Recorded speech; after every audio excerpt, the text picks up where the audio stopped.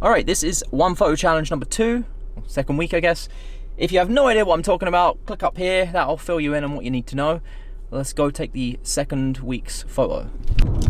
You may notice I'm wearing a t-shirt again. It looks like fall outside, but it feels like summer. Weird how that happens.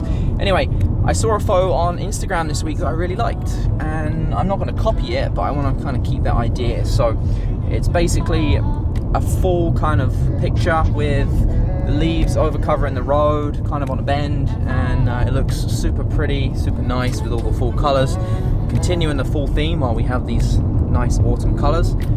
So I've got an idea in my head of where we're going to go. I can't decide what to do though. I can't decide whether to use the 16-35 or the 50 and get a little bit of depth of field. We'll see when we get there. This is where the real test comes in, because you got to know what lens you want to use before you use it, because you get one shot. So it'll be a good test. All right, we're heading there now. So this beautiful yellowness is what I'm going for. Don't know how I'm going to do it yet. Got to think about it a little bit more. But yeah, I want to encompass this, and still don't know whether to use the 16-35 or the 55.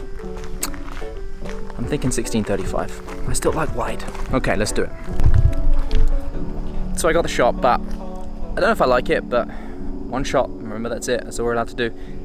I was using this as the backdrop obviously, so it looks nice with the colors, but I don't know if my composition was the greatest. But we'll see when we get home, and next thing you'll see now will be the before and the after and what I did.